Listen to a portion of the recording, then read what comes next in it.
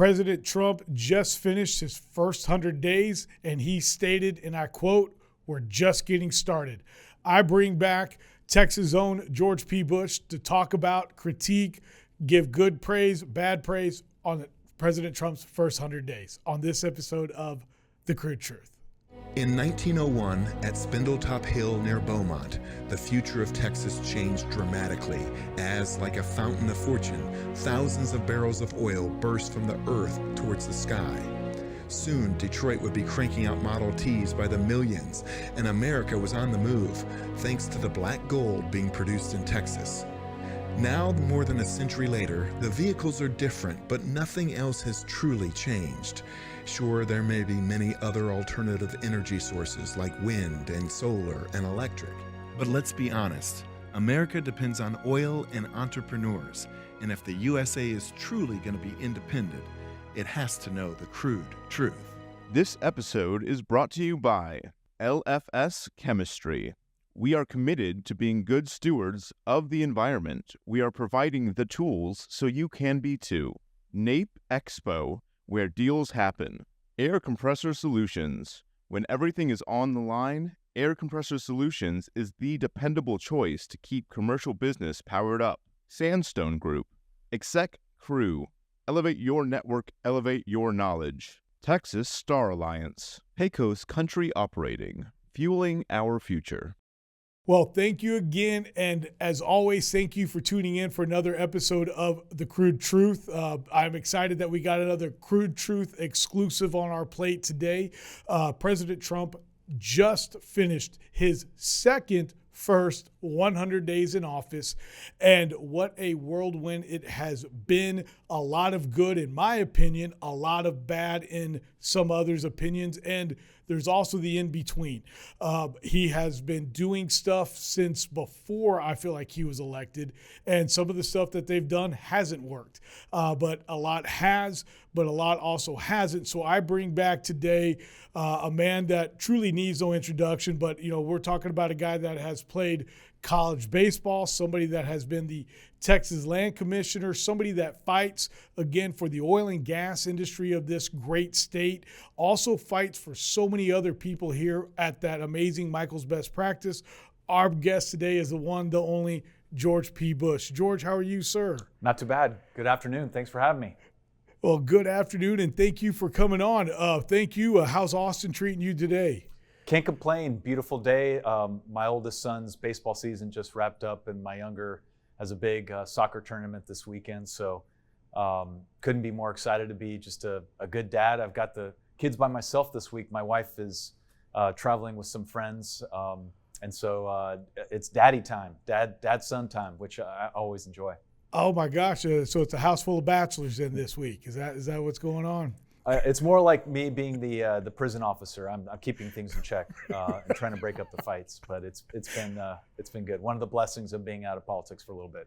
Right, and I like how you said a little bit, but I won't read into that right now. I remember about this time of year, we used to do the Alamo Classic in San Antonio. It was a real big soccer tournament in the spring that we would always come down from here into the Dallas-Fort Worth area and go down there and be thousands of kids playing soccer. So it is that time of year, and I'm glad baseball season just ended for you. So hopefully y'all will be working on stuff here in the off season, right? Getting ready for next year? Absolutely. And of course, trying to join this movement of bringing a professional team to Central Texas. I'm not sure our friends in San Antonio want to hear that, though there is a great minor league team in San Antonio. But I think Texas loves its baseball so much. I think we deserve a third professional franchise. I don't know what you think, Ray, but I think so. In our that lifetimes, would be fun. I think we could justify 3 franchises here. Well, I don't see why not. You've got the San Antonio Missions. Is that correct? That's correct. And then you've got the Corpus Christi Hooks. They are. Is that the other one? Affiliate. Yep. The Stros. And okay, and those are both Astros affiliates? I think the San Antonio Missions are part of, I could be wrong, the Dodgers or a team, not the Stros and the Rangers. Well, what size A would this be? I'm talking pro. I mean, I think you're talking pro. We will see a third pro franchise, and hopefully here in Central Texas or in the Austin, San Antonio area. I think we in the sports world we should be thinking about that, thinking big. Oh my gosh. Okay, I know you said pro, but I was thinking of one of the affiliates like the Hooks or the Missions. Oh my gosh, that would be huge. And then of course San Antonio's building that giant facility for the Spurs. I believe they got approval on that downtown. But to bring that team, isn't there like professional tennis already? Didn't Sheffield bring professional tennis or professional tennis something? In Austin? That is correct. Yeah. We have a Major League Soccer team as well, Austin FC, which has done very well, which Sheffield has also been a part of in the family there.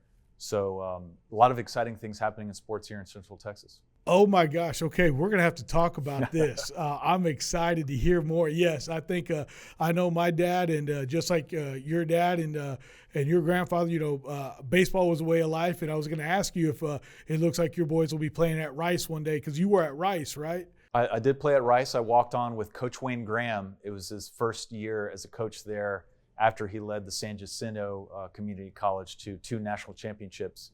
And Jose Cruz, Lance Berkman, and a few other future major leaguers were on the team. But think back with great memories about my time on the diamond there at Reckling Field. And but now I try to be just an overall college baseball fan on ESPN Plus, watching all the Big 12 and SEC games, and watching that with my sons is probably the best part of my day in my life, honestly.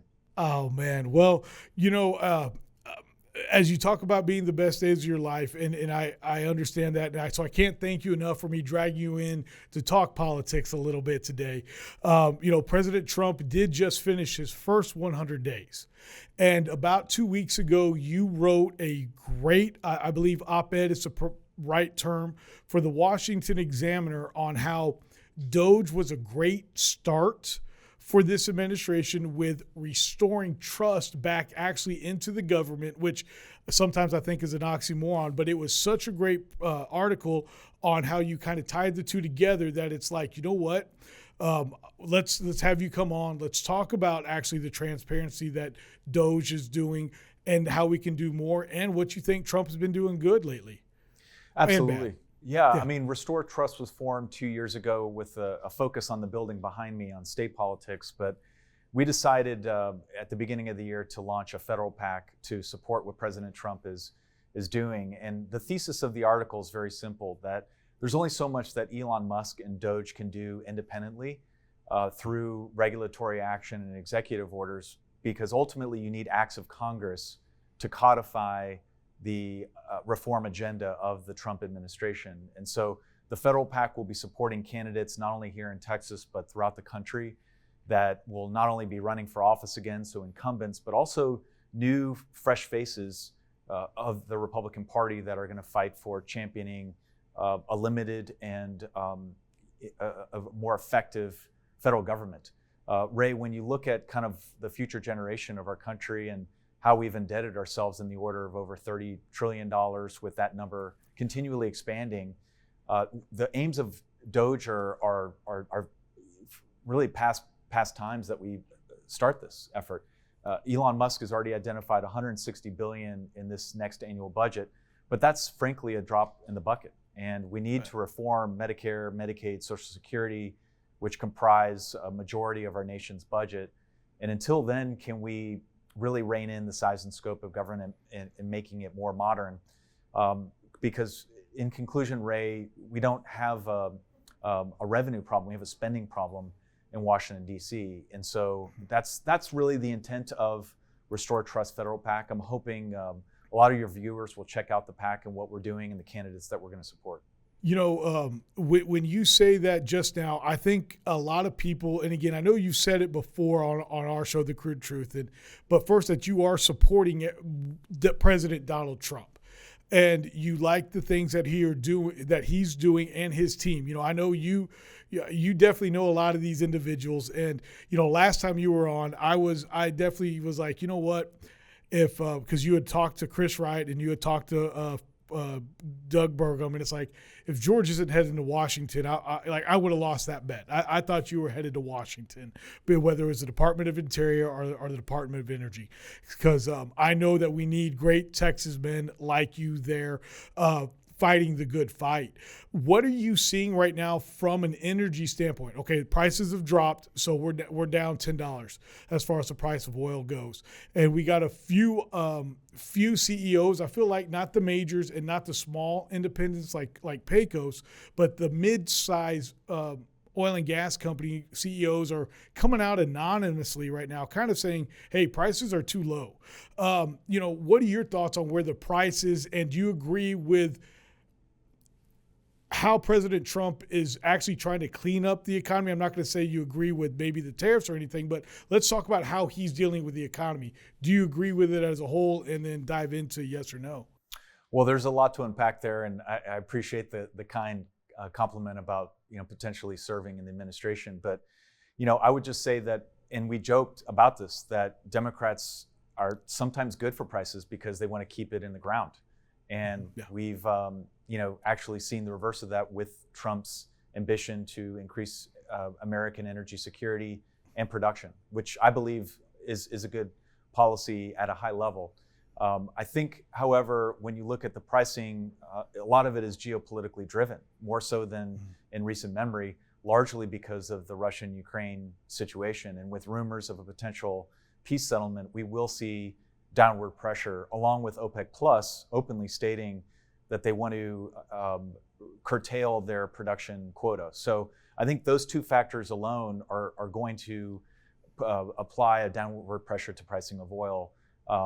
And add the fact that Secretary Rubio just recently, in an interview, stated that they're making a lot of progress with Iran and potential peace discussions there, or some sort of brokered agreement on nuclear energy in Iran, hopefully for just civilian purposes. So again, all these factors are going to add a downward pressure. Not to mention, Ray, American production now is over 13 million barrels a day. So we're looking at all-time highs in terms of overall production. So yes, I think from an industry perspective, there are concerns. As somebody who's more involved in the law and regulation as it relates to the industry, my concern is just following through with a little bit more of the campaign promises of unshackling the red tape that applies to both offshore and onshore production, figuring out better ways, and Trump should be applauded for actions through the FERC that are now allowing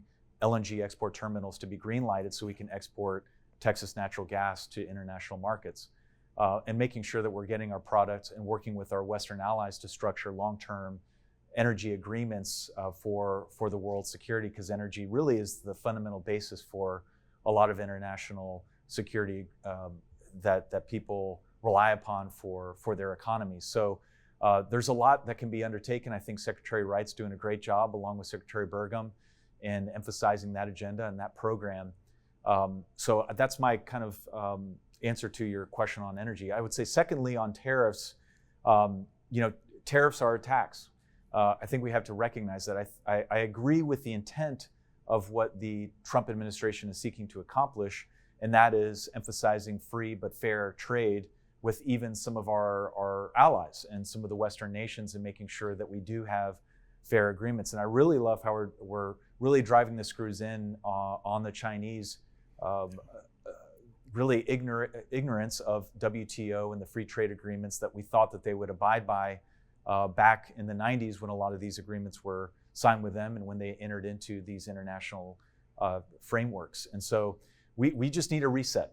But I think where the administration could have done a better job of is rolling this out and communicating, not with Wall Street, because they're powerful and they have all the representatives necessary in DC and New York, but Main Street. Main Street needed to know that this is going to be a multi-year and a very painful process, whether that is the mom and pop oil and gas producer or just the retailer in Main Street USA that's trying to sell their inventory of goods, now are going to have to pass on these consumers to their consumers and to their clients, and it's going to result in a lower bottom line. So that's the part of this that I think we're trying to wrestle with, that the markets are trying to wrestle with, that everyday small business owners that I talk to and that I represent are dealing with, and that this is going to be a very painful coming few months. I think it would have been more transparent for the administration to relate that, but to say that the greater goal here is good, and that is to put the American worker first, so that we can continue to be a beacon of freedom and hope. So we're really focusing on, and I say we, but the Trump administration is really looking at America first in a positive way. And I had on a Dr. Ed Ireland, a professor at TCU and a doctorate in economics. And he said that China can't really survive without the U.S. economy. Like, no matter how bad our economy gets, the Chinese economy will not even survive without ours. So going back to what you said about, hey, these agreements were signed in the mid-90s and that they weren't really policed, so to say, or held accountable. Other than these trade wars, how do you think we could keep China actually accountable, knowing that maybe their economy isn't as strong as they continue to say it is in China? Well, for me, maybe because I'm a little bit close to this issue, because our firm represents a lot of universities, and we hear a lot about intellectual property theft. I also hear about this issue from founders and entrepreneurs and startups here in Texas that are in the AI space. In fact, I was talking to a data center developer that had a new design for how they could cool their servers, and mysteriously they had heard that the Chinese or some business in China had adopted the same exact design, almost a carbon copy. So I think if we were to structure an agreement with China, depending on how it all plays out, that intellectual property has to be at the forefront of that, because they've really stole their way to matching us pound for pound, technologically speaking, in so many different areas, not only in AI, but also in terms of defense and military technologies. I think that what gets lost in the US-China relationship as well as rare earths. So that does tie a little bit into oil and gas, in that a lot of the mining experience can be parlayed into reigniting mining, not only in the state of Texas, but in our great country. In fact, when I was land commissioner, I recall that we were approached by a rancher farmer in West Texas that said that, on his ranch alone, he had commercial quantities of lithium. Lithium is used in our phones and our EV batteries and so many different capabilities of our economy, but we're not really mining a lot of that domestically. We've relied so much on China. In fact, as their response to our ratcheting up of trade tariffs, that they've decided to really ratchet up the pressure in terms of our imports of rare earths. So we really need to have a new national security, long-term strategy in terms of how we mine these rare earths that our national defense industries and critical AI and data center industries are relying upon to make sure that we have that security necessary in the 21st century. So that's how I'm thinking about the relationship with China. I honestly less concerned about some of the more consumer products. We need to focus more on the national security items that can make sure that we're in a better position. Wow, when you really think of it from that, or when you the way you explain that, that is true, that the national security is obviously what's most important, because if they are getting, unfortunately, these blueprints or ideas from the company, especially with so much technology is now coming out of Austin, and we never really talk about that. There's so much new stuff. I mean, you mentioned Elon Musk earlier. Tesla's there now in town, but if they can get that, what are they getting as far as national security goes? And so that really kind of wants to lead me to the next point about China and national security, and tie in the great state of Texas. They're in session right there behind you in that building right now. We do session in Texas every 2 years, and we continue to do our best to make sure that China isn't buying property in Texas and not owning things. But also we do that because we want to secure our economics here in Texas. And as I mentioned earlier, the price of oil is low, which a lot of people obviously know right now. But our economy is only continuing to thrive right now. We still are the 7th largest economy. Is that correct, George? I thought it was 8th, but I'll go with 7. Okay. I like it. Don't quote me. No, we'll get somebody to fact check. But yeah, the Texas economy continues to thrive. We are experiencing downward pressure in terms of commodities, but the Dallas Federal Reserve just came out with a report and stating that despite uncertainties among business owners and capital expenditure outlays for 2025, that at the same time, this region of the country is still the highest performing, and mainly it's because of our tax and our regulatory environment. the fact that we're able to rein in spending. Ray, I don't know how many rainy day funds we have now, but we've got a ton of them. We have the rainy day fund itself, which is almost at its statutory cap. We have the permanent school fund, which I used to manage, the permanent university fund.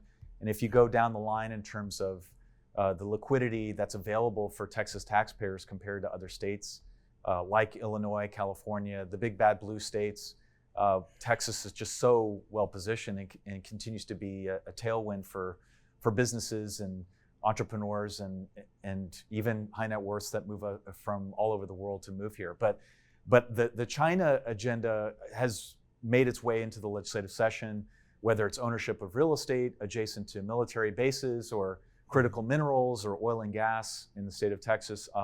I happen to be involved with a bill that's looking at information systems and IT systems that the state of Texas maintains, and making sure that they're not sponsored by or have a connection to the CCP, because I think they will be our country's super competitor for the rest of this century. So the state legislators throughout the country can do a lot. The federal government is doing what they can, but I think we need almost like a Manhattan Project, a Hoover Dam mentality in this country to reimagine how we're going to confront the Chinese, both economically, militarily speaking, geopolitically, in a new way. George, that statement right there, I feel like just changed the whole dynamic of what we were planning to talk about with, because I want that's a statement, sir, to say the Manhattan Project, that's the nuclear, right? And the Hoover Dam was one of the greatest feats we ever did at that time here in America. So when you say those and you put that we need that form of effort against China, I would, again, my ears perked up, and I'm not even, that smart, right? Goodness gracious, why is it that you feel that that's the way? I mean, you got books like the 100-Year War and things like that with China. There's a book about that, I believe. But, okay, what do you feel that we need to do to truly begin to do that? Like the Trumpers got the trade war going on right now with China. So what else could we start to do? Let's put a future hat on you here and go, you're in charge of the China relations in 10 years. What would you be doing to stop China from doing any of these things? Well, I would, and I hope actually a lot of this discussion is outside of the public eye, and outside of the political realm, because I think when you're thinking about national security, it should be led by the Defense Department. It should be led by the Pentagon, but with private sector collaboration, working with private industry, working with states like Texas to mine for those critical elements, but also to collect those notes from the private industry to say where the Chinese are ripping us off the most, where they are stealing information. When you think about just this last year alone, Ray, with 2 major cyber attacks that one targeted President Trump and J.D. Vance's personal cell phones. I don't know if you remember that from last summer as the campaign was wrapping up, but there was a cyber attack on critical elements of both sides of the political aisle to gain very vital information, in addition to cyber attacks on our U.S. Cyber Command, other elements of our national security intelligence apparatus that leaves one to be very concerned about what their true intentions are. I remember when I was land commissioner, there was a cyber attack on rural co-ops and water districts in Texas to shut down our infrastructure. There's now suspicion and recent testimony in DC that the Chinese are trying to do that from a critical infrastructure standpoint to literally shut down our water, our power, our internet capabilities just overnight. And so, it's that vigilant thinking that we need in a more collaborative way with the private sector to execute it, make it happen outside of the realm of politics in 2-year, 4-year increments. I do think it needs to be led by the Pentagon, and I'm hopeful that we can kind of reposition our paradigm, our way of thinking on how we position ourselves against the Chinese over the long term. And also, rethinking our relationships with Japan, South Korea, Australia, India. I'm pleased that there's been some early trips with the vice president and his wife to India. That is a critical alliance that we need as a counterbalance to the Chinese efforts in Asia. So I remain optimistic. I still think we are head and shoulders the leader, but we're going to need some friendships to help us make that happen in Asia. Well, I want to ask you a fun question, and since we got your leadership hat on, you're governor of Texas right now. What is something that you would tell President Trump that, hey, we need to do better at, and what's something that you want to bring to his attention that we could work on as a state with the federal government? Well, I think Governor Abbott is doing a fantastic job, and he's actually already done this, and this would be my top request just because I've been so involved in the issue over the past several years during the Biden administration, and that's asking for an $8 billion reimbursement from President Trump and the federal government for the border expenditures that we as a state, every single taxpayer in our lovely state has had to underwrite for close to the last decade, largely because of the second term of Obama and the lone term of Joe Biden. So that would be request number one. I think it's a fairness issue. I think the federal government owes the state of Texas for the heroic effort of our state troopers, our border patrol officials, all the local and county law enforcement in South Texas and the Rio Grande Valley that have risked their lives to enforce federal immigration law or be supportive of that. But I would say, if I were in the chair and, I was talking to President Trump, I would remind him that, Mexico is the state's largest trading partner, that we understand the relationship with Mexico very well. And we need to keep we understand that there are grave Mexican drug cartel questions, immigration questions that we need. And we're thankful for the efforts in reducing the amount of human trafficking flows through our border, but there are longer term issues with respect to trade and commerce that need to be separated from that discussion. The tariff issue will affect the Texas economy because of that trade issue, because we rely so much on that Mexican trade. So that would be one issue. But I would thank him on a whole list of issues that he's helped us as a state, namely the water rights issue in the Rio Grande Valley, which is something we've been working on for I don't know how long on behalf of the state of Texas, and immigration being the top two. But and just encouraging him to continue the great fight and remember the folks that helped him get elected.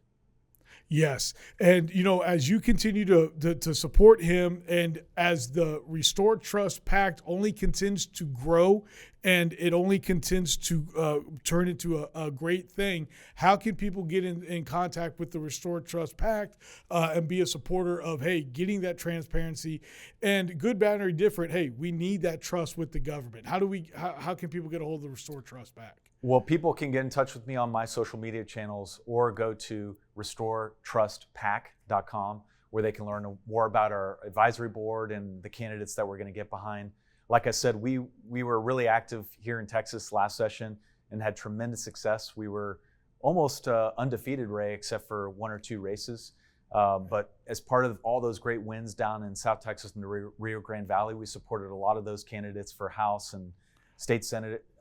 This time around, we'll be able to support congressional candidates that are offering themselves not only here in Texas, but a pro-American agenda, pro-Trump agenda throughout the rest of the country. So we want people to be active and supportive and stay posted on these issues and hold our members of Congress accountable, particularly when we still have the House, the Senate, and the White House. So let's get her done, as they say.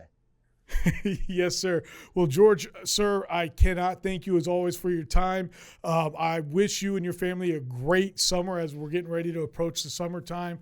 And I hope to see you soon. And who knows, maybe we'll have to have you on during the summer break. But as always, sir, I cannot thank you enough. As always, that backdrop looks good on you solo, sir. I am going to say that.